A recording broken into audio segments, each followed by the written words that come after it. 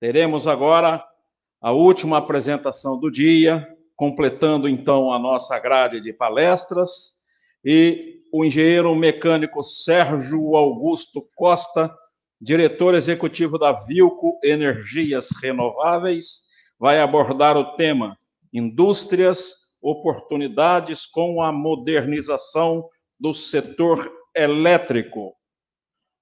O engenheiro mecânico Sérgio Augusto Costa é formado pela Universidade Federal de Santa Catarina, UFSC, com mais de 16 anos de experiência no setor elétrico brasileiro, especificamente no segmento de geração de energia.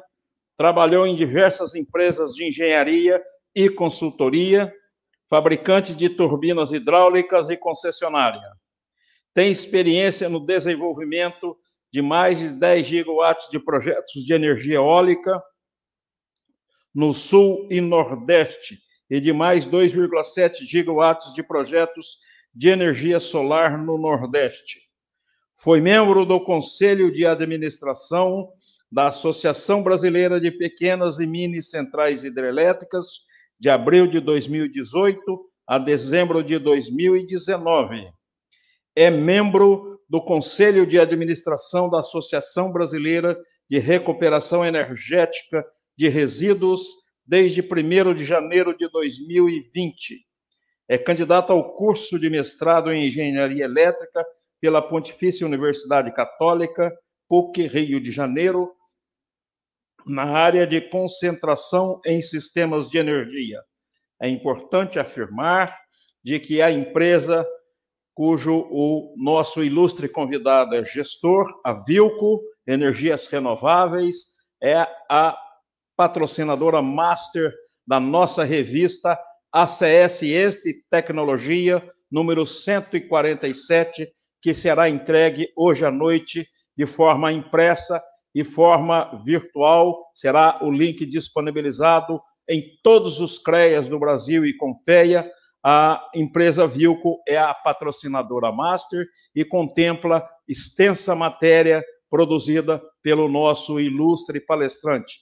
Passo a palavra, então, ao professor Roberto, que irá coordenar os trabalhos e, na sequência, irá apresentar o nosso ilustre palestrante. Boa tarde a todos, boa tarde, seja muito bem-vindo, representante da Vilco. Eu gostaria de fazer uma apreciação prática do resultado do seu título.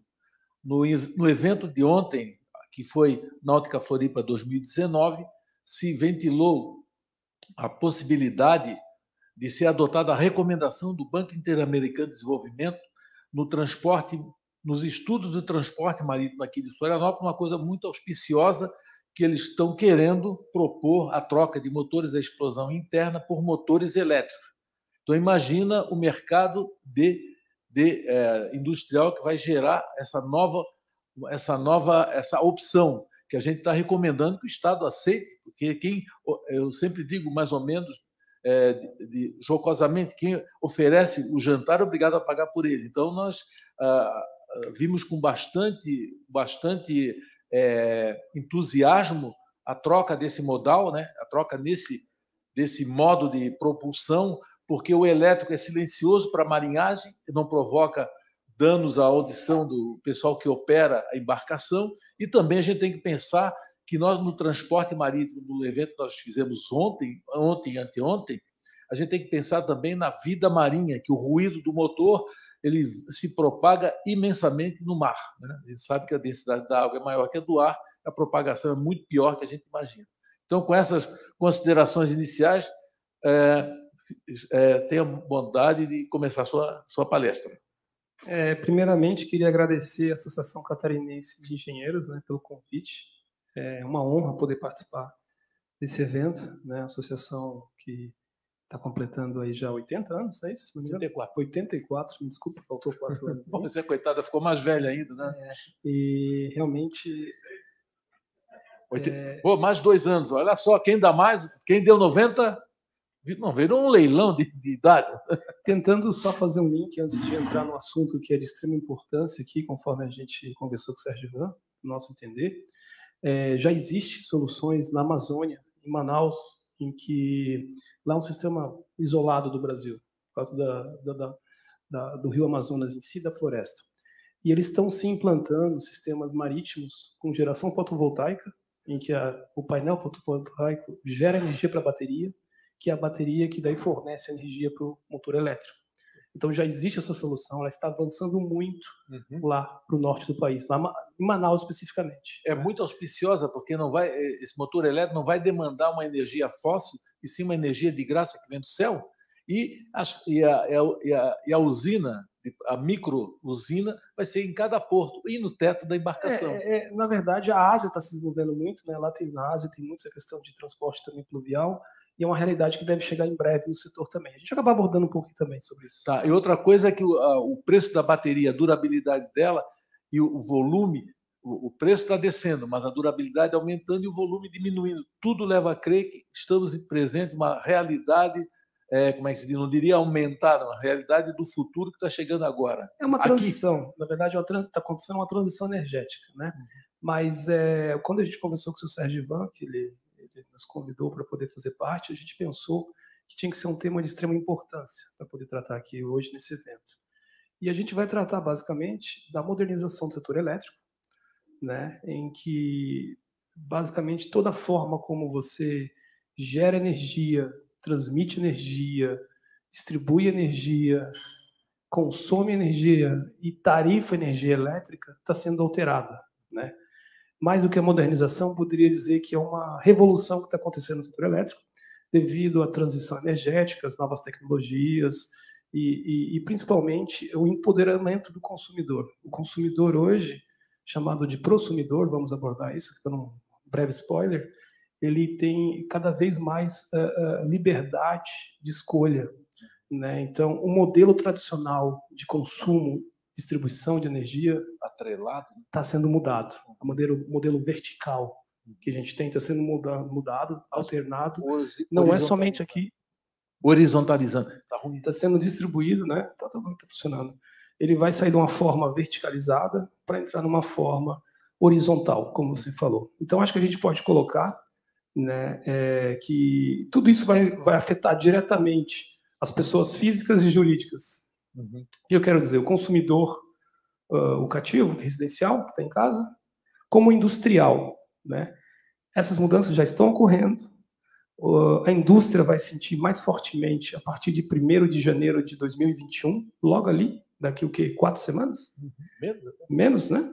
Em que vai entrar o modelo de precificação de energia em base horária, o famoso PLD horário, né? Hoje o PLD, né, que é o preço de referência do mercado spot, ele é baseado em 3 preços patamares, né?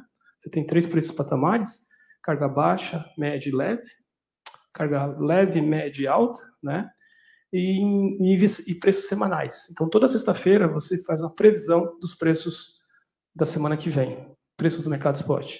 Isso vai mudar, vai ser toda forma em base horária, tanta forma. Então, toda forma como você, não só como você comercializa, mas lida em termos contábeis, jurídicos, comerciais, vai entrar para essa nova base que vai tentar o quê? Ela tenta se aproximar da operação real, né? Então, o mundo físico está muito distante hoje do mundo comercial no setor elétrico e vão se aproximar. Mas acho que pode colocar a apresentação já. Okay. Que a ACE pretende, a partir de 2021, inclusive em 2021, privilegiar muito eventos relativos a essas modernidades do setor elétrico. E contamos com a Vilco. Opa, vamos lá.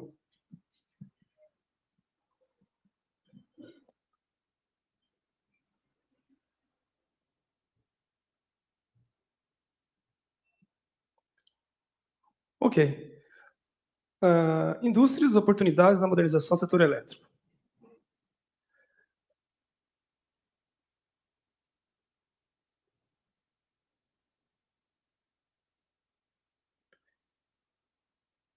O sistema elétrico brasileiro, não só o sistema elétrico brasileiro, mas como um todo, tá? Ele tinha uma forma de existir, né? Tradicionalmente, a energia elétrica ela é gerada centralmente, tá? Não só gerada, ela é gerada e distribuída centralmente por empresas de serviços de utilidade pública, as utilities, aqui no Brasil conhecidas como concessionárias de energia, né? E elas atuavam de formas integradas, verticalmente, tá? E altamente regulamentadas, tá? Cuja principal missão é fornecer a energia segura, acessível e de forma confiável. Então, como vocês podem ver nesse quadro, nós temos aqui a área de geração, a área de transmissão de energia, transporte, distribuição, né? E a área de consumo, então segmentado, né? Então, hoje, o setor elétrico, além disso, né, ele possui alguns aspectos relevantes, característicos, né? Nós temos um operador nacional que controla o despacho das hidrelétricas e das termoelétricas, tá? Além disso, as usinas eólicas e solares, cada vez mais entrantes na matriz, elas são monitoradas, tá? E o operador ele pode ordenar a redução da geração ou não por questões de restrições elétricas, ok? Basicamente, a nossa operação é baseada em custos auditados, tá? Em que o despacho ele é controlado das hidrelétricas e das térmicas, né? A gente tenta sempre, é o famoso dilema do operador, a gente sempre tenta otimizar o recurso hídrico, né? Fazendo com que a operação das hidrelétricas, a gente mantenha as águas no reservatório e tentando despachar minimamente as térmicas devido aos custos, tá? Além disso, nós temos todo o gerenciamento do sistema de transmissão. Então, essas são as funções básicas do operador nacional do sistema, operador centralizado. Nós temos cada vez mais a entrada de renováveis intermitentes, né? O que seriam renováveis intermitentes? São basicamente as usinas em que a gente não tem um controle de despacho, né? Você tem o recurso natural e você tem que utilizar no momento que ele tem. Eles são altamente variáveis, né? Então, a gente vai explicar um pouco mais o que é renováveis intermitentes mais à frente, tá? Então, além disso, a gente tem daí as distribuidoras, né? Que é uma atividade de monopólio, tá? A atividade de distribuição é monopólio, ou seja, você não pode ter duas distribuidoras na mesma região física, você pode ter no mesmo estado, mas você não pode ter na mesma região por uma questão de economia, questão de otimização de custos, né? Não é econômico você ter duas distribuidoras concorrendo na mesma cidade. Isso aí não dá, tá? Na mesma região física da cidade. Na mesma cidade você pode ter, por exemplo, São Paulo você tem várias distribuidoras em regiões, mas na mesma região física não é possível, ok? Além disso. Então, hoje, o setor elétrico ele passa por uma evolução na forma como você gera e consome basicamente energia, tá? A mudança toda é feita na forma com que a rede opera, né? Porque com atualmente tem essa estrutura física do setor e operativa e comercial em que você tem uma estrutura centralizada, né? Em que você tem a geração, a transmissão, a distribuição e o cliente final, o consumidor, tem um fluxo numa mão única em que você tem uma integração vertical e com a evolução das tecnologias e toda a forma como a gente está vendo, devido à redução dos custos de fontes de geração renováveis, como eólica, solar, novas tecnologias, né? E necessidade de realizar a transição energética através da diminuição de consumo de fontes fósseis, o petróleo, nós vamos ter aí, dentro em breve, na verdade, isso não é discreto, né? Não é da noite para o dia, isso é um movimento contínuo, já está acontecendo. Você vai ter o setor elétrico no futuro, que é essa figura de uma forma de uma rede distribuída, que vocês estão vendo à direita, né? Em que você caracteriza basicamente uma rede horizontal e bidirecional, onde você tem todas as novas fontes de geração de energia, além das relações tecnológicas, mobilidade elétrica, sistemas de armazenamento e o grande drive, que é o consumidor com maior liberdade, né?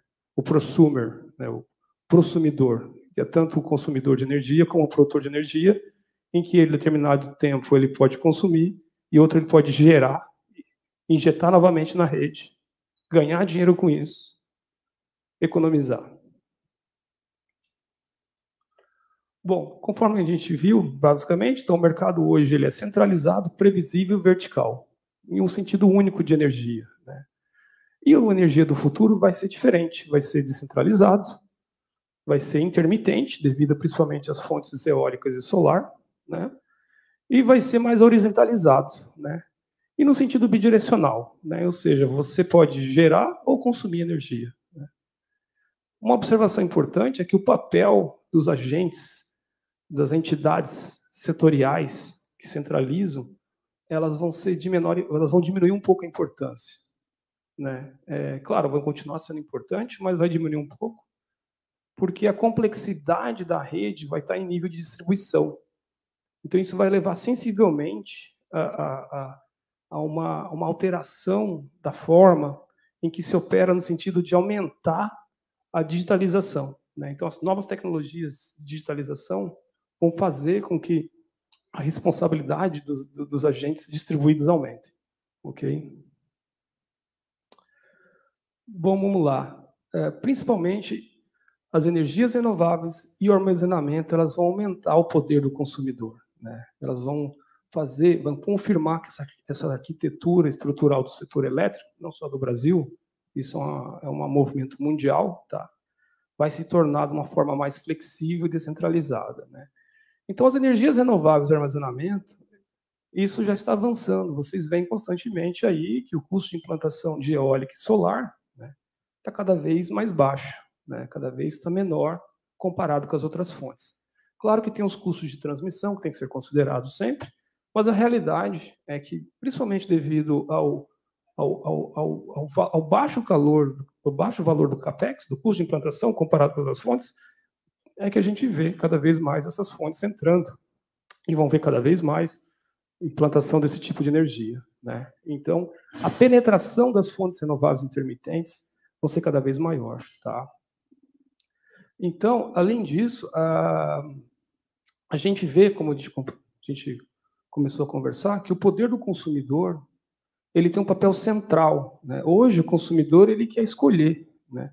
Não só para energia, mas hoje quem manda é o consumidor. Antigamente, não era assim. Antigamente é o que tinha, pega o que tem, né? Hoje em dia, não. Você empurra para alguma coisa para um consumidor e fala, não, eu quero de outra quantidade, né? De outra forma e de outra possibilidade. Só que o setor elétrico ainda é muito regulado. Então, a modernização que está acontecendo agora é no sentido de desregulamentar, né, para poder ter uma abertura maior do mercado, para o consumidor ter uma maior liberdade de escolha, né? Além disso, a gente sabe que o setor ele vai deixar de ser centralizado, né, e integrado verticalmente. Ele vai realmente se tornar horizontalizado de uma forma bidirecional. Ok?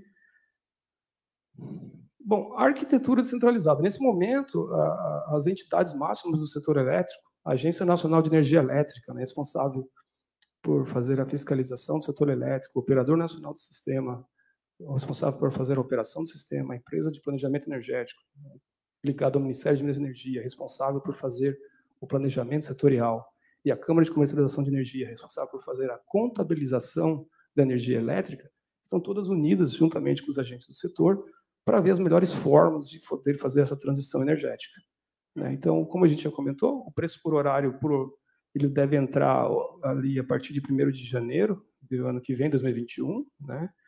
Aí tem a evolução, na mesma sequência agora estamos discutindo fortemente a redução dos subsídios, no sentido de tirar descontos de impostos setoriais, que hoje existe benefícios para fontes renováveis, principalmente, desconto da tarifa única do sistema de transmissão, desconto da tarifa única do sistema de distribuição. Já está sendo discutido isso fortemente, inclusive com medida provisória, né, previsto já, inclusive, tá? E a gente tem outras alterações, modernizações e mudanças no setor que em breve vai entrando gradativamente. Basicamente, a discussão da modernização do setor elétrico ele já vem numa longa data. Na verdade, o setor elétrico ele tem constante alteração, né? Desde o projeto de reestruturação do setor elétrico brasileiro em 1996, já vem se discutindo formas de comercializar, operar de formas diferentes, né? Teve a evolução, temos o modelo atual, que é esse, e agora precisamos de mudança, né? Além disso, puxa vida, estou suando bastante aqui, está calor. Bom, vamos lá. Então, na verdade, essa transição energética ela ocorre de forma global. Em alguns países que possuem uma matriz mais suja, vamos dizer assim, uma matriz menos renovável, a gente pode considerar que chama-se um movimento de descarbonização. A matriz energética brasileira, na verdade, ela é uma das mais renováveis do mundo, tá? A matriz energética brasileira, esse termo talvez não seja o melhor não seja descarbonização, o melhor termo para o Brasil. Porque o Brasil, na verdade, tem praticamente 85% da energia gerada por fontes renováveis.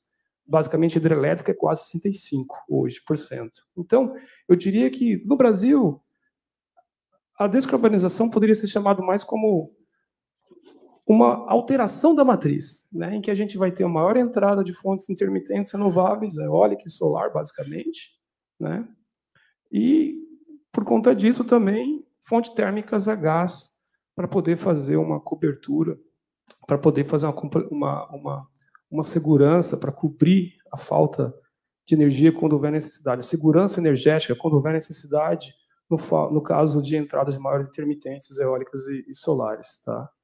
Vai ter também a descentralização, né? Ocorre isso, né? Como a gente está conversando já, a geração de energia vai ficar mais perto do consumo, né? Substituindo as grandes linhas de transmissão e geração centralizadas, né? Vai continuar tendo os grandes sistemas de transmissão, mas vai diminuir. Hoje, para vocês saberem, terem noção, nós temos hoje em torno de 4 gigas e pouco de geração distribuída. Essa geração de painéis fotovoltaicos que vocês estão vendo nas casas, residências e indústrias, há 5 anos atrás não tinha 100 megas, 5, 6 anos atrás não tinha 100 megas, e hoje nós temos 4.000. É um crescimento gigantesco. É previsto para dentro de 10 anos ter mais uns 25 a 30 gigas. Então, vai praticamente aí, 9 vezes mais do que tem hoje, né? Vai ser praticamente um aumento exponencial, tá? Além disso, a digitalização, isso não só para o setor elétrico, setor energético, mas a digitalização é um movimento que ocorre para tudo, desde transporte, até energia, até sistemas de informação. É uma realidade, é o mundo digital que a gente vive, isso não deixa de acontecer também no setor elétrico, com certeza.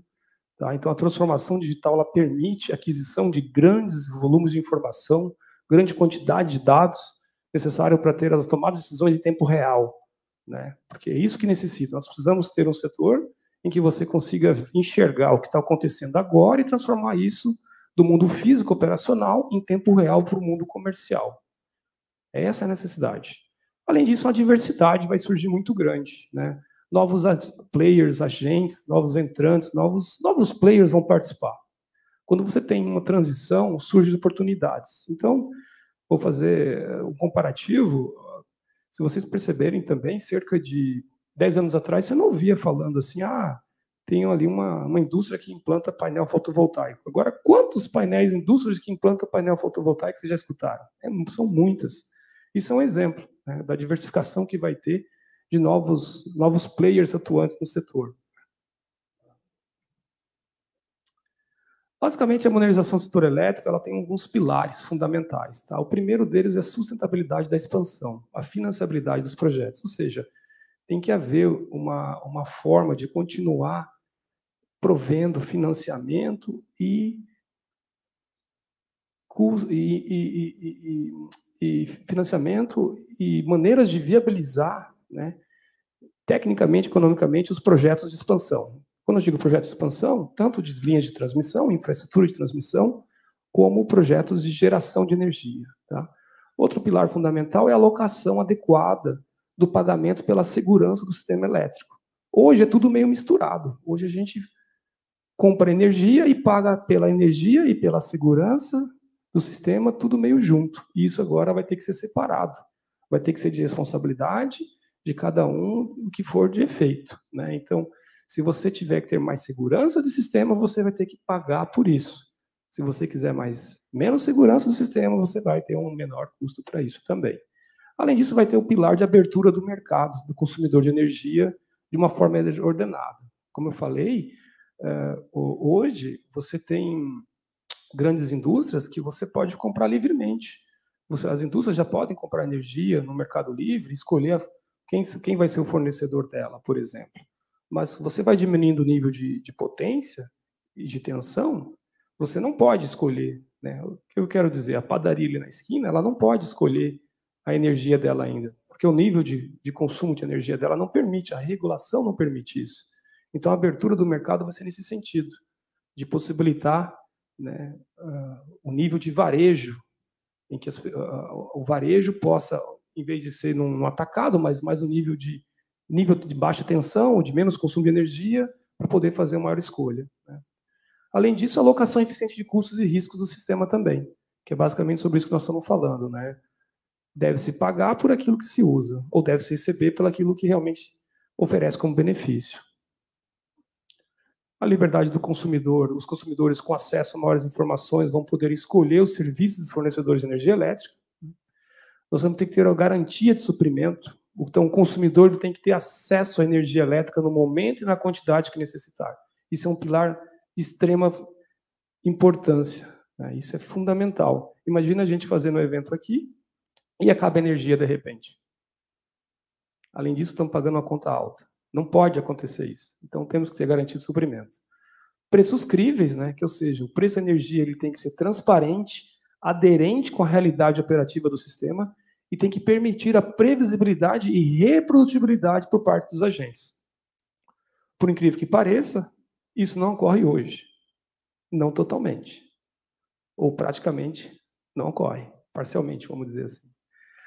Além disso, a sustentabilidade ambiental é um tema comum em qualquer área que a gente for abordar. A responsabilidade ambiental no uso dos recursos naturais, para tudo, né?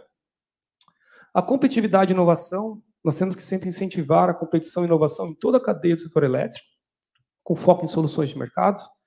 Temos que ter as condições de ter cada vez mais a inserção de novas tecnologias, uma forma em que o arcabouço regulatório, o arcabouço legal, tem que ser de uma forma neutra e apta a absorver todas as novas tecnologias. Tá? Além disso, temos que ter uma integração com todos os demais setores da economia. O setor elétrico tem que se integrar com todos os demais setores da economia, como o setor do transporte, como a gente estava começando a falar aqui no início com o nosso presidente. O setor de gás tem que ter também uma integração, já está acontecendo, e com certeza telecomunicações também. E a universalização do acesso, né? A razão de existência do setor elétrico não são as empresas de geração, não são as empresas de transmissão, não são as empresas de distribuição. A razão de existência do setor elétrico é o consumidor. A razão é o consumidor, e não o oposto. Então, a universalização do acesso é um ponto fundamental. Tem muita gente sem energia elétrica ainda no Brasil. A modernização do setor elétrico tem um plano de ação, todas as entidades, a Agência Nacional de Energia Elétrica, junto com a EPE, junto com a CCE, a Câmara de Comissão de Energia, o Operador Nacional do Sistema, eles criaram um grupo de trabalho no Ministério de Minas e Energia. O Ministério de Minas e Energia criou um grupo de trabalho envolvendo todos os agentes, em que são basicamente 15 frentes de atuação. Então, é a governança, abertura do mercado, critério de suprimento, sustentabilidade de distribuição, sustentabilidade de transmissão. Temos ali a desburocratização e melhoria de processos, formação de preços, integração gás e energia elétrica, mecanismo de revocação de energia, medida de transição, racionalização de encargos e subsídios, coisa fundamental em qualquer setor do Brasil, processo de contratação, sistemática de leilões, inserção de novas tecnologias, separação de lastro de energia, e aí vem rapidamente entrar nos desafios e oportunidades. Deixa eu ver meu horário aqui, como é que está. Acho que está indo bem.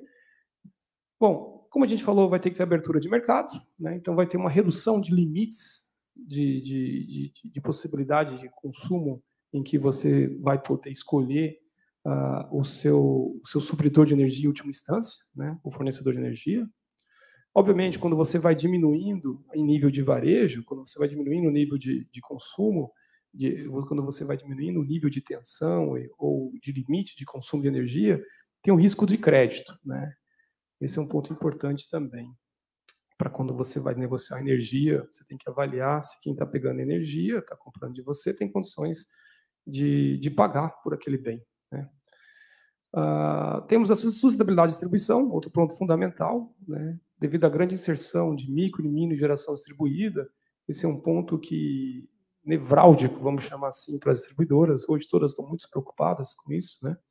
porque acabam reduzindo uma fatia substancial do mercado, né?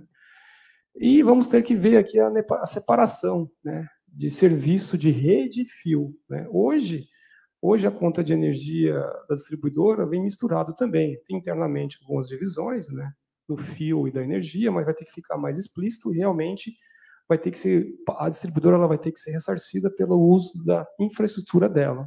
Enquanto você quiser consumir energia, você vai pagar pela energia. Quando você utilizar a infraestrutura dela, você vai pagar pela infraestrutura dela, né? Então, as distribuidoras, elas estão passando por um momento difícil, elas estão passando por um momento em que elas têm que evoluir, né, na forma de oferecer novos produtos e serviços, né, com foco no cliente mesmo, a experiência do cliente, né. Vai ter que se realizar aí uma forma de gestão inteligente de consumo. Tá? Como eu falei, temos agora a inserção de novas tecnologias, né, temos a entrada das redes inteligentes, smart grids, né, em que a automação e a digitalização faz com que os sistemas e processos de informação de dados, né, façam com que o fluxo de energia seja de forma em tempo real contabilizado e locacionado, né, de uma forma mais eficiente, né. Temos o surgimento da internet das coisas, né, que também é tecnologia de dados, que vai melhorar muito a forma como você sabe e conhece o sistema, né. Temos os sistemas de armazenamento chegando agora, baterias de íon-lítio também, que vão afetar substancialmente o mercado, principalmente porque você vai poder armazenar energia, você vai poder armazenar commodity energia em horários em que ela custa mais baixo, para poder negociar ela em horários que ela custa mais alto, né? Isso vai ser muito interessante também. A mobilidade elétrica está totalmente atrelada ao sistema de armazenamento de energia, então você vai ter um carro elétrico. A dúvida não é se você vai ter um carro elétrico, a dúvida é quando você vai ter um carro elétrico. 2 anos, 3 anos, 4 anos, 5 anos? Vai depender basicamente do custo do sistema de armazenamento, mas é muito interessante, porque você vai ter um carro e vai ter uma mini usina também. Você vai abastecer teu carro, vai andar com ele, uma certa autonomia, vai chegar em casa, no horário ali das 8 da noite, 9 da noite, você vai olhar sua bateria, vai ver que ela ainda tem 30%, você vai fazer umas contas e vai fazer assim, olha, como eu tenho bastante tempo para armazenar, para recarregar a bateria amanhã de manhã, eu vou vender agora energia, eu vou injetar energia na rede, vou ganhar um pouquinho e vou abater o custo de ter comprado o carro, né? Então você vai acabar recebendo um certo retorno por ter investido naquele carro. Aí amanhã de manhã você levanta às 4h30 da manhã, 5 da manhã, deixa o teu carro abastecendo por 15 minutos, que é o teu tempo disponível, e faz isso prolongadamente durante alguns anos, e aquele carro elétrico que você achou que ia ter ter um payback, um tempo de retorno de investimento de 6 anos, 7 anos, talvez vire 4 anos. Isso já acontece em alguns mercados de energia, mercados mais avançados. Califórnia, por exemplo, já acontece isso. Outra questão importante que vai ter que ter no setor elétrico e já está sendo amplamente discutida é a separação lastro-energia, né? Hoje, na concepção da energia, o megawatt-hora, né, está embutidos duas coisas, né? Tanto o lastro como a energia. Hoje, a gente tem as duas coisas meio misturadas, mas a gente vai ter que separar isso. O que é o lastro? O lastro é um bem comum, tá? O lastro ele tem que ser visto como a disponibilidade dos ativos, né? O lastro é a segurança energética, né? E a energia, na verdade, a energia é aquilo que você está consumindo no momento, né? Aquilo que o consumidor vai poder consumir, né? Está atrelado à fonte de energia, um preço, um risco, um prazo. Então, essas duas coisas vão ser separadas. Inclusive, a gente vai ter leilões de fornecimento de lastro, leilões de segurança energética, em que vai ser pago um preço muito mais alto para manter a segurança em termos de energia, e outros que vão ter aí negociação, trade de energia de forma mais de mercado, né, alinhado com o mercado e com menor exigência de segurança energética. Bom, entrando nesse ponto aí, a gente entra finalmente no tema da palestra, que é o Energy as a Service. Tá? O Energy as a Service, se você comparar com outros nomes semelhantes, você vem as a Service. O primeiro que vem é o Software as a Service. E agora tem o Mobility as a Service também. Se vocês lembrarem do Software as a Service, os primeiros 386 lá da Microsoft, 486, 386, 286, você tinha que comprar um computador e pagava um caminhão de dinheiro, e aí você tinha que comprar as licenças do software, que era mais um caminhão de dinheiro. Aí a turma percebeu, falou, mas é muito caro, você vai praticamente está pagando 2 computadores tendo um só. Você compra ele mais as licenças. Então eles começaram a ver o quê? Não, nós vamos ter que baratear esses custos aqui, e nós vamos ter que financiar o comprador do computador em alguma parte. Onde nós vamos ter que financiar? Não, o software está muito caro, nós estamos pedindo muito dinheiro pelas licenças. Foi aí que surgiu o Software as a Service, que acabou diminuindo os custos da aquisição da licença, porque o provedor da licença ele acabou fidelizando o cliente por mais tempo. Então, ao invés de você ter uma licença que dura 1 ano, você tem uma licença que é renovada anualmente, mas você tem isso durante 10 anos. Então, faz sentido financeiramente para o provedor da solução. Esse conceito, como ele acabou se transpondo para vários outros modelos de negócio e chegou em energia também. Mas o Energy as a Service, basicamente, ele é um modelo de negócio inovador, né, para a prestação de serviços energéticos integrados, tá? Em que ele é impulsionado por desenvolvimento, inovações tecnológicas e financeiras. Então, tem essas 2 circunferências ali, que do lado direito vocês estão vendo ali todas as novas, vamos assim, as formas modernas de produzir energia e temáticas que estão surgindo no setor elétrico, que é basicamente a descarbonização por regulação, a eficiência energética, mobilidade elétrica, surgimento de células combustíveis, e, enfim, eólica e solar, as fontes intermitentes, avanços de renováveis, né? Armazenamento em larga escala, e você tem a intersecção ali justamente com as tecnologias atuais, ou assim, desse mundo, dessa indústria 5.0 que vem aí, ou essas novas tecnologias, né? Que é a internet das coisas, controladores automatizados, Big Data, blockchain, cybersecurity, cibersegurança e outras coisas mais. Então, acaba que o Energy as a Service ele é uma forma em que a indústria energética encontrou de acabar fazendo com que os custos iniciais de financiamento, tá, de propriedade e operação da energia, que são intensivos, né, acabem diminuindo, fazendo um comparativo ali com o software. Então, o que acontece é que muitas indústrias, não só no Brasil, no mundo como um todo, mas aqui é bem evidente, muitas indústrias elas não têm capacidade de financiar um investimento intensivo para construir uma usina de geração de energia, em que realmente sabe-se que tem uma redução de custos. Porque a energia mais barata que existe é aquela que você é dono. Ok, isso a gente sabe.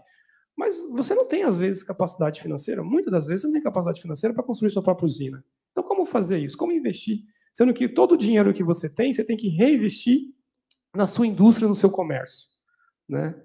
Ainda mais aqui no Brasil, a gente brinca que muitos industriais e comerciantes, eles deixam de almoçar para jantar, ou deixam de jantar para almoçar. O que eu quero dizer? O recurso ele é muito limitado. Então, você não consegue obter esse benefício de redução se você não tiver usina. Então, o que acontece? Então, que tal se alguém investir para você, né, na totalidade do ativo, e você somente garantir a compra dessa energia por um determinado período de tempo, em que, basicamente, você é só responsável por isso. E o fornecedor da solução que é responsável por implantar a solução tailor-made, né? Essas soluções elas são todas únicas para cada cliente. Não tem uma solução que você repete. Aquela solução, não estou falando só da solução tecnológica, mas estou falando da solução financeira, solução negocial, contratual. A solução como um todo ela é única para você, né? Então, por que não deixar isso? E acabou acontecendo. Né? Isso acabou acontecendo, isso aconteceu primeiramente na Europa, está acontecendo nos Estados Unidos, porque o custo de capital, principalmente dessas grandes indústrias, dessas grandes empresas de energia, são muito baixos, né? E tem uma certa liquidez no mercado, tem uma alta liquidez no mercado. E tenha certeza, né, se tem uma empresa dessa investindo para você, em que você somente garante energia, a compra da energia para essa empresa, com certeza está tendo lucro também. Então, basicamente, o modelo de negócio do Energy as a Service, tá, ele pode ser resumido da seguinte forma, tá? o investimento do capital, né, o custo de implantação e financiamento do ativo da usina de geração, ela é inteiramente responsabilidade do fornecedor dessa solução. Tá? A propriedade dos equipamentos e dos ativos também é desse fornecedor da solução. Né? O risco de performance também é de responsabilidade do fornecedor. Né? E você tem uma flexibilidade ao longo do tempo ainda de fazer a modernização do seu ativo ou de ampliar, porque a indústria, às vezes, ela cresce. A intenção da indústria é sempre ampliar, ela crescer. E acontecendo isso, você também pode modular a tua solução no sentido de ampliar isso também. Né? E a duração dos contratos, para dar rentabilidade e segurança para quem está investindo, varia, dependendo do ativo, do tipo de geração, de 5 a 20 anos. Tá? Em resumo, né, hoje a indústria, o comércio de grande porte, ela já paga uma energia, ou ela paga uma energia para um fornecedor de energia no Mercado Livre, né, ou diretamente para a distribuidora. O que acontece é que esse modelo ele traz uma solução em que você vai ter um pagamento de energia com desconto, você tem que ter um desconto para ter um benefício disso, né? E aquilo que você já pagaria normalmente, você vai continuar pagando. Então, você vai ter uma previsão, inclusive, de longo prazo, coisa que no Brasil não existe também, é previsibilidade de orçamentária. É difícil você chegar para uma indústria e falar, indústria, quanto você vai pagar de energia daqui a 2 anos? Você não consegue, porque a nossa realidade não deixa.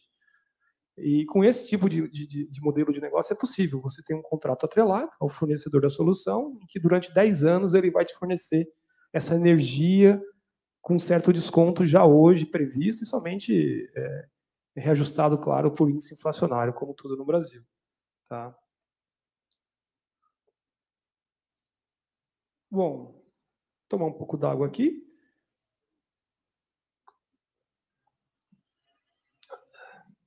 Com isso, surgem muitas oportunidades, né? Com esses novos modelos de negócio, com essas novas tecnologias entrantes, né? E uma das oportunidades que surgem, principalmente, né, são para as indústrias, né? As indústrias eletrointensivas, indústrias que trabalham com fornecimento de equipamentos elétricos, com soluções de sistemas de controle, de medições e gerenciamento de energia, sistema de armazenamento de energia, dispositivo avançado de medição. Toda isso aí é uma infinidade de oportunidades que surge. Além da própria questão da indústria em si, como eu expliquei agora no item anterior, de aumentar a sua competitividade ao reduzir seu custo de energia, sendo o cliente de um sistema desse. Além disso, né? Bom, as concessionárias. As concessionárias, elas têm uma vantagem, tá? As concessionárias, elas possuem uma vantagem natural nesse mercado, porque elas já estão há décadas operando os ativos físicos. E elas já têm um contato com o consumidor. Só que essas concessionárias, elas estão numa época anterior a essa, né? Então, elas têm que se adaptar e rápido. O grande problema das concessionárias hoje é que elas têm que oferecer opções de energia mais limpas, sustentáveis, renováveis, e trabalhar com uma variedade de parceiros de uma forma ágil. Então, esse é o grande problema das concessionárias. Elas têm que se adaptar. E muitas estão se adaptando. E as que não se adaptarem não vão sobreviver no mercado. Empresas de tecnologia. Esse é um ponto importante também. Tem muitas empresas de tecnologia, né, que oferecem serviços específicos nos seus segmentos. Né? Mas essas empresas elas são caracterizadas por serem empresas oriundas de tecnologias de informação. Vou dar um exemplo aqui mais conhecido por todos. A Google. A Google surgiu como sendo uma empresa buscadora de internet, era uma ferramenta de busca na internet, e hoje ela já tem inteligência artificial, a Google já está produzindo um próprio carro elétrico, ou seja, devido à própria natureza e capacidade de se mover rapidamente nesse mundo da informação, de tecnologia, essas empresas elas têm muita possibilidade de entrar nesses novos mercados. Além de uma grande capacidade financeira. Né? Ninguém duvida que essas empresas têm bilhões e bilhões disponíveis. E uma característica importante, elas têm menor aversão a risco. Pela própria forma como elas surgem ou surgiram, a mobilidade delas, elas são empresas diferentes das empresas ditas, as empresas ditas, vamos dizer assim, originárias e padrões desse setor. Tá? Outra Outras oportunidades que vão surgir muito fortemente são junto ao mundo, à esfera das empresas de petróleo e gás, né? O petróleo e gás, as empresas de petróleo, elas estão muito preocupadas, né? Elas sabem que a demanda de petróleo vai cair ao longo do tempo. Antes da pandemia já tinha uma previsão que iria cair, estavam segurando isso, né? Tem toda essa questão aí de oferta e demanda do mundo, mas vieram alguns eventos, como a pandemia, que acelerou muita coisa, né? E hoje as empresas de petróleo estão preocupadíssimas em se transformarem rapidamente em empresas de energia. Então elas vão deixar de ser meramente, que é muita coisa hoje, empresas de petróleo, para ser empresas que forneçam soluções amplas de energia, né? O problema é que elas são muito grandes, né? E essas empresas elas necessitam de prestadores de serviço, elas precisam de know-how, elas precisam de mobilidade, né? Elas têm muita massa, muita inércia, mas pouca velocidade em mudança em transições. Mas está acontecendo, isso já está acontecendo. A gente está vendo empresas como Shell, British Petroleum e outras gigantes do setor se tornando empresas de energia, investindo em geração fotovoltaica, investindo em geração eólica, né? Outra questão ali num nicho bem importante, que também está atrelado em tudo, são empresas de telecom, empresas de telecomunicação. Devido à necessidade, né, de coletar e processar os dados em que a gente comentou aqui, em ter a operação do mundo real e transformar isso do mundo físico e transformar isso no mundo comercial, essas empresas de telecomunicação elas têm uma participação fundamental também, tá? Telemetria, tecnologia de informação, comunicação, internet das coisas, tudo isso aí vai se integrar ao setor elétrico, tá? A gente pode citar alguns exemplos, a gente tem ali a própria Telefônica e a Vodafone na Europa, que são empresas tradicionais, que já estão pilotando parcerias no mercado europeu para geração de automação residencial e industrial, tá? Como editores inteligentes, por exemplo. Claro, e as startups, né? Ali por último, ali as startups, né? Em que basicamente são a nova geração do mundo de indústrias e corporações, né? Então, empresas que forneçam soluções de como você pode pagar diferentemente energia, que gerem crédito de energia, empresas que venham com ideias inovadoras de soluções de integração, soluções de compatibilização, soluções de medição. É uma infinidade. Eu não sei nem quantas possibilidades tem nesse nicho de startup. Florianópolis é conhecido por ser um nicho muito forte, né? Temos aqui a CAT, que tem um hub forte de empresas de startup, que vem aparecendo soluções para gerenciamento do sistema de armazenamento de energia, soluções para gerenciamento de baterias, soluções para integração de componentes de veículos elétricos, enfim. Realmente, nessa área aqui, startup é uma coisa que está em avanço, desenvolvimento. Eu diria que o céu é limite, tá? O céu é limite. Bom, eu não sei se meu tempo ele se extinguiu. Eu acho que se extinguiu. Não? Ainda tem? Ok. Me deram aqui até às 18h15. Eu acho que... né? Deixa eu ver aqui. Bom, eu consegui finalizar a tempo e queria dizer que, como eu disse no início, nós temos que estar preparados. Temos que estar preparados para as mudanças do setor. A indústria nacional ela já vem de longa data passando por dificuldades. Nós estamos passando por um processo de desindustrialização. Isso já faz mais de 30 anos. Se vocês lerem nos jornais ou verificarem, antes da pandemia já, os estados que possuem a maior contribuição no PIB são os estados agrícolas, agricultores, produtores de grãos e agropecuária, né? E a gente tem que passar por um processo de mudança também na nossa indústria, né? Nós entramos na era da tecnologia já, e nós temos que sair desse ciclo que foi virtuoso, mas não é mais no Brasil, né? Que é o ciclo da indústria de base, de oferecer matéria-prima, né, para o mercado. Então, a demanda, com certeza, né? E materiais de baixo valor agregado. Nós temos que entrar na era da tecnologia, na indústria também nacional. Nós temos muito minério, nós temos muita tecnologia criada aqui. E por que não aproveitar isso? A gente tem que entrar forte na era da tecnologia, então tem uma infinidade de possibilidades. A própria indústria automotiva nacional, ela se debate com certas dificuldades, a gente depende de muita coisa que vem de fora, né? Pela questão da estrutura, como é feito aqui no Brasil. Mas o veículo elétrico, né? O veículo elétrico, ele é basicamente um motor elétrico, né? E uma bateria, né? Onde estão as maiores minas de lítio? Onde estão os maiores metais, as minas de metais e minerais que provêm essa tecnologia, que são bases da tecnologia? Nós temos por aqui também, né? Então, isso é uma reflexão que eu faço aqui no final, que a gente tem que saber o que a gente quer se tornar. Se a gente quer realmente somente fornecer minério, que é o que a gente já faz, né? Ou se já não está na hora da gente realmente entrar nesse mundo de agregar valor, tecnologia. E que temos vários exemplos aqui em Florianópolis mesmo, temos startups, temos empresas que fornecem soluções de tecnologia, informação, né, e agregam valor. Bom, o que eu tinha preparado era isso, né? Eu estava realmente preocupado com o horário, eu acho que a gente cumpriu aqui. Se tiver dúvida, a gente tem o nosso contato ali, né? E estamos à disposição.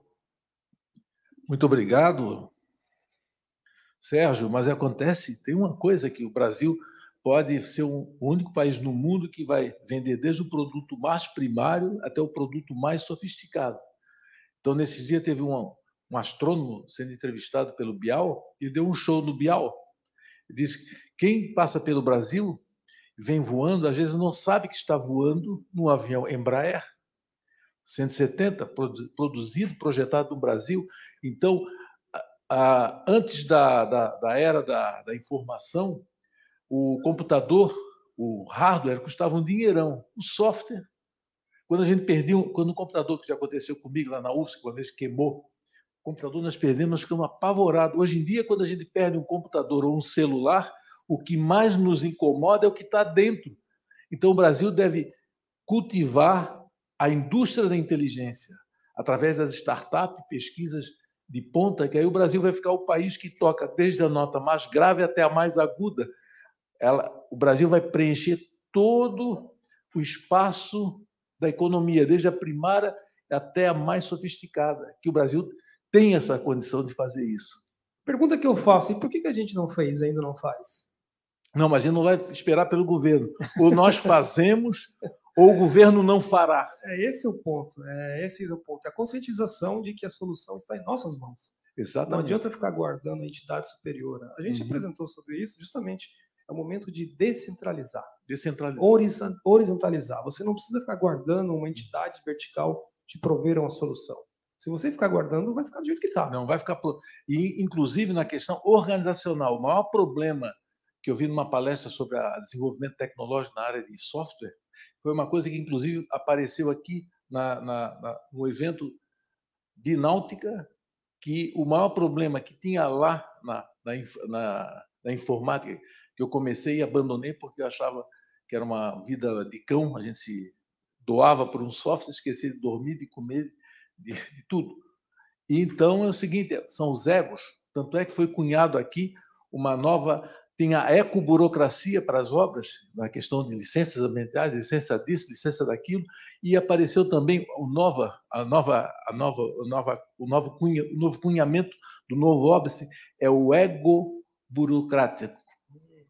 Aquele que a pessoa que, por exemplo, alguns ativistas na área jurídica, eles procuram uma filigrana de lei e usam o poder, mesmo fazendo uma solicitação jurídica falsa, pelo ego dele, tem o prazer de ter atrapalhado o empreendimento de engenharia. Isso permeia no serviço público e é muito danoso quando cai na mão de uma pessoa que tem um poder da área jurídica. Esse é um ponto que eu acho que tem que trabalhar as novas gerações, né? O que passou, é difícil você mudar o passado. O presente é complicado. Nós temos que olhar para o futuro. Tem que olhar para o futuro. Então, eu acredito que tem que formar umas 2, 3 gerações, limpar essa mentalidade burocratizante e, sem falar outros termos, tem que limpar isso, entende? E aí, talvez, a gente tenha condições de entrar, porque nós já estamos entrando, não é nem mais a era da tecnologia, já é uma outra era. Nós estamos numa era que não tem mais nome, a era do conhecimento. É o conhecimento, então mudaram as coisas. E a velocidade é muito rápida. A velocidade de transição, mudança é muito rápida. Isso que a gente mostrou aqui sobre o setor elétrico nada mais é do que um reflexo da necessidade do que está acontecendo. Porque antes do setor elétrico, ele era um sistema quase estático. Você sabia o que ia acontecer, era previsível, né? As coisas eram lentas. Mas hoje tudo é muito rápido. Isso reflete também no setor elétrico. Você está hoje aqui, você não, hoje eu não vou morar mais aqui, eu vou morar em... Eu estou me mudando daqui de Florianópolis, estou mudando para Manaus. Por que você vai ficar pagando a conta de energia? Não, vou desligar minha conta de energia. Então isso tem que refletir também. Entende? Tudo isso está mostrando... É um novo mundo. E com a pandemia, temos que falar, é uma realidade, isso acelerou. Não se sabe ainda se nós vamos... Vou dar um exemplo. Sistema de armazenamento de energia. Sistema de armazenamento de energia, veio uma grande consultoria mundial do setor, há 2 meses atrás fez um relatório que diz assim, o sistema de armazenamento de energia, baterias em lítio, vão ser viáveis em 2030. Eu falei, poxa vida, que estranho, longe, né? Que estranho. Não, mas 2 meses atrás. Recebi aqui na Vilco o vice-presidente da BID do Brasil, presidente responsável da BID e o vice-presidente mundial, que é o cargo que eles chamam da BID. A BID é a maior produtora a maior produtora de sistema de armazenamento. A BID é hoje o que a Tesla gostaria de ser. Ela faz um sistema de armazenamento de energia mesmo, de grande capacidade, de 10 mega, 100 mega, 50 mega. Ele veio aqui no escritório, em Florianópolis, e disse para mim, falou, não, está errado. Daqui a 5 anos, praticamente, a maioria da população vai ter um sistema de armazenamento em casa. Então, está havendo uma disrupção no setor, uma mudança, em que a mudança é tão rápida que a gente não está vendo. Quando você olhar, você vai falar, puxa vida, em 2020 nós conversamos sobre isso, nós estamos em 2025 e eu tenho aqui um freezer, que eu pego minha cervejinha, e tenho uma bateria, em que eu posso desligar a energia da Celesc no horário de pico e economizar energia. Eu instalei na minha casa em 2017, o sistema fotovoltaico custou R$17 mil. Mas o valor da bateria para desligar completamente era 20 e poucos mil reais. Hoje em dia parece que não é mais. Certeza que não é. Metade disso vai cair mais. Pois é, então nós temos que encerrar, porque nós temos um outro evento em seguida. Inclusive, a pandemia, que veio para destruir a economia, ela, ao invés de destruir a economia, criou um novo modelo de serviço aqui na CE, que quebrou a cara das pessoas que ficam em casa. Não, você pode ficar em casa, mas se quiser vir, tem possibilidade de vir. E esse sistema, nós já passamos para as reuniões, mesmo que acabe a pandemia, nós não vamos botar carro na rua de quem não quiser vir. Tá? Então, é por aí. Tá bom. Muito obrigado. Muito obrigado. Agora pergunta ao colega, não o mestre de cerimônia. Uns 3 anos atrás, eu estava desenvolvendo um trabalho junto à FETAESC, Federação dos Agricultores Familiares de Santa Catarina. É uma federação muito grande, tem em torno de 120 sindicatos ligados, ela é uma federação de guarda-chuva, e eles estavam tendo um problema muito grande. Ou seja, a linha de financiamento dos agricultores era via Fronap, alguma coisa assim. E essa linha de financiamento exigia que as placas fotovoltaicas fossem nacionais e os equipamentos também. Evidentemente, isso encarecia o projeto e inviabilizava o projeto. O que o engenheiro Sérgio pode comentar a respeito disso hoje? Mudou o status desse processo? Como que está esse assunto hoje em termos de financiamento e de equipamentos, de placas importadas? O que o colega pode comentar a respeito? Muito boa pergunta, colega Sérgio Ivan. Esse é um ponto sensível também, você já sabe para onde vai na resposta, mas as linhas de financiamento, basicamente BNDES, Banco do Nordeste e outras instituições, vamos dizer assim, governamentais, ligadas ao governo, exigem um índice de nacionalização. As demais tendem a seguir isso. E, infelizmente, você fabricar painel fotovoltaico hoje no Brasil é mais caro que você importar. Então, os grandes fabricantes, que basicamente são chineses, por uma razão bem simples de entender, né? Eles começaram junto com todos os demais, mas a China tem uma capacidade de consumo gigantesco, eles conseguiram diminuir o custo devido à demanda lá, e o processo fabril eles se tornaram competitivo, muito competitivo. Mesmo que a qualidade deles seja um pouquinho menor do que os fabricantes europeus, mas não compensa, né, pela questão do custo, e hoje a tecnologia deles está cada vez mais avançada e de altíssima eficiência, dominaram o mercado. Então hoje é mais barato, mesmo com essa taxa de câmbio, é mais barato você importar o painel da China, em que não é você que importa, é o próprio fabricante que tem um CNPJ no Brasil. Ele tem uma fábrica no Brasil, ele importa da China, dependendo da situação do mercado, ele pode te vender como produto nacional, mas faz tempo que ele não faz isso, ou ele pega e te vende como produto importado, ele mesmo colocando os custos, RED dele e tudo mais. Essa é a realidade do mercado de hoje. O que é um absurdo, porque é muito imposto que se paga no Brasil. Basicamente é isso. Então, nessa questão da linha de financiamento, surgem outras opções, como o modelo do Energy as a Service. Ao invés de você, dessa federação, é uma federação, né? Dessa federação de agroindústrias, procurar essa instituição, ela pode procurar uma outra instituição que a gente apresentou. Há outras possibilidades. Como essa instituição está exigindo que seja equipamentos nacionais, tem ou muitos outros, converse com a gente, com calma, muitos outros que não exigem isso. Ele vai colocar no risco dele. Ele vai dizer assim, vamos montar aqui uma estrutura, um consórcio, em que eu vou implantar tudo para vocês, vocês vão garantir, vamos fazer uma análise de crédito de vocês aqui, todo mundo, quem que vai ser o responsável, né? Para esse, então, legal. Vamos ver se vocês vão durar durante 8 anos. Vocês já estão quanto tempo vocês existem? A gente existe há 20 anos. Qual que é o faturamento de vocês? Pô, não, vocês são saudáveis. Então vocês vão durar por mais uns 20 anos, 15, não vai? No mínimo vai. Então a gente vai assinar um contrato aqui, em que eu vou te fornecer essa energia. Você vai comprar de mim, eu vou te dar um desconto. Não, hoje eu pago na distribuidora Celesc, pago R$700 o megawatt-hora. Não, a gente vai fazer um desconto aqui, vamos fazer nosso estudo aqui, a gente consegue te dar 15%, 10% de desconto. Hoje, garantido por 10 anos, 12 anos, 15 anos. Já hoje, não muda mais. E o preço da energia da Celesc, da distribuidora, vai aumentar. Você sabe que cada revisão tarifária aumenta. O que é exigido? Vamos ver as garantias que vocês têm. Não, passa na análise de crédito. Está feito o negócio. Está feito. Essa federação não precisa daí ficar preocupada se o painel é nacionalizado ou não. Porque essa é uma solução que o provedor da solução tem que dar.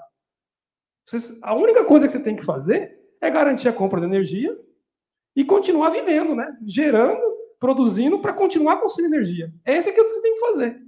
Focar naquilo que você sabe, que é produzir agronegócio, grão, suíno, é aquilo que você sabe fazer. Né? E aí o provedor da solução especialista vai trazer uma solução financeira, que é isso que eu estou te falando, né? E a solução tecnológica. É um todo, não é só a tecnologia.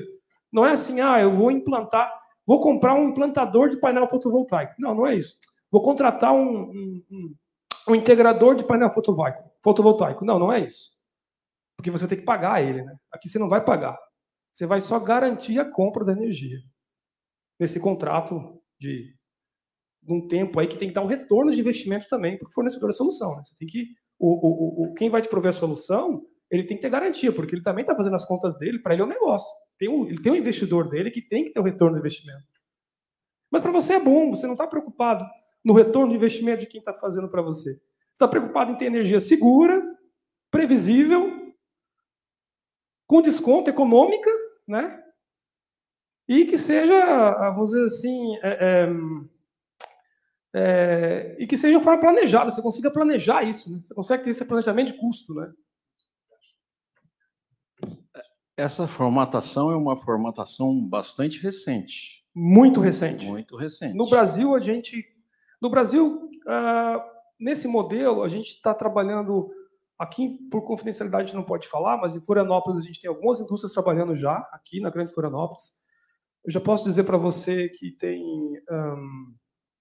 o Banco do Brasil está fazendo isso, a TIM está fazendo, a Claro está fazendo, grandes empresas de telecomunicações.